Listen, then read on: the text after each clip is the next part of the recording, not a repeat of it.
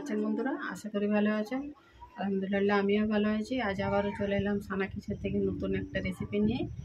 মাংস দিয়ে এঁচোড় রান্না করব। তো চলুন তাহলে কীভাবে আমি এঁচোড় দিয়ে মাংস রান্না করছি সঙ্গে থাকুন। আমি রান্নাটা তাহলে চালু করি। তেল আমি এখানে বসে দিয়েছি, আর দেখুন এখানে আমি এঁচোড়কে সিদ্ধ করে নিয়েছি। এবারে এঁচোড় আর আলুগুলো একে একে ভেজে নেব।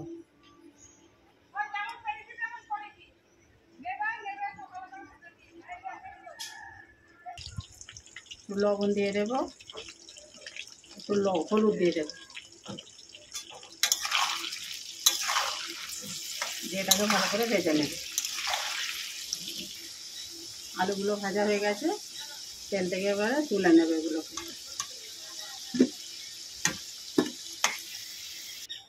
এঁচড়গুলো ভেজে নেব।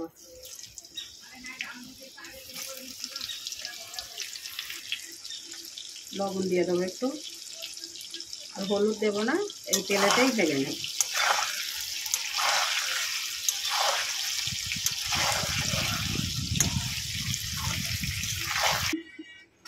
এঁচড়গুলো ভাজা হয়ে গেছে, দেখুন তুলে নিয়েছি। এবারে এই তেলেতেই আমি পেঁয়াজ দিয়ে দেব।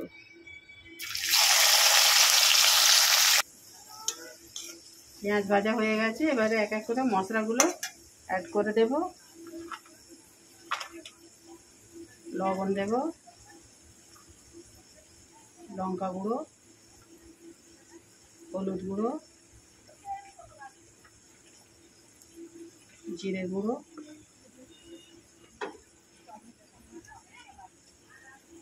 আদা রসুনের পেস্ট,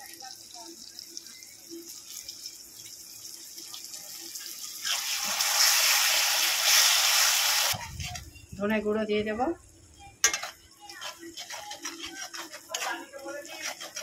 মাংসগুলো দিয়ে দেব।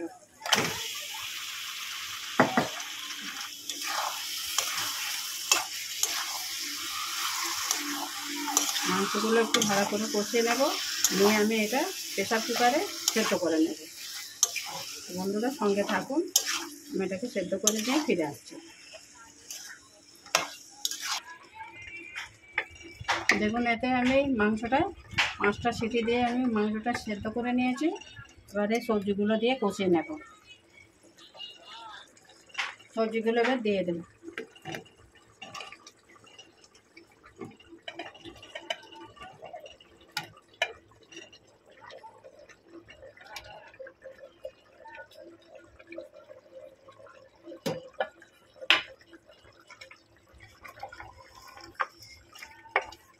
এভাবে 5 মিনিট আমি ভালো করে মাংসটাকে কষিয়ে নেব।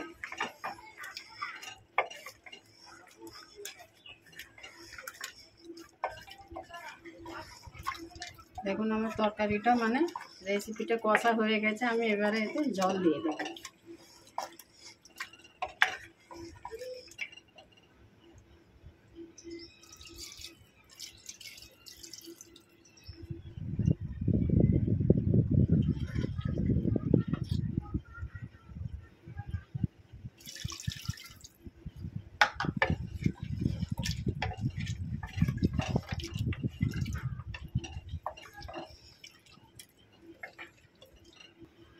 এটাতে আমি 2টো সিটি দিয়ে দেব। 2টো সিটি দিয়ে আমি ফিরে আসছি। দেখুন বন্ধুরা আমার রেসিপিটা এরকম হয়েছে, দেখুন কত সুন্দর হয়েছে। তো চলুন তাহলে এবারে এতে গরম মশলা আমি দিয়ে দেব।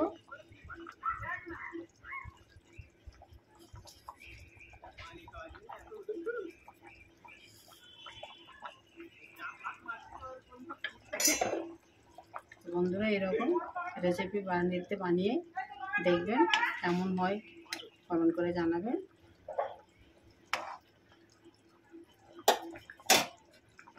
ধন্যবাদটা দিয়ে দেবো উপর থেকে।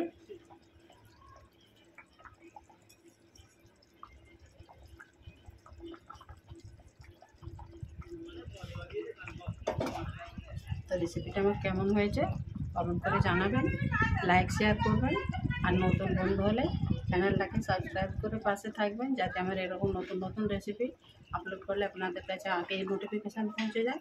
আজ আমি রেসিপিটা এখানেই শেষ করবো। আবারও আসবো সানা কিচেন থেকে নতুন একটা এই ধরনের রেসিপি নিয়ে। আপনারা সঙ্গে থাকবেন, পাশে থাকবেন, সাপোর্ট করে যাবেন, লাইক শেয়ার করবেন। আল্লাহ হাফেজ।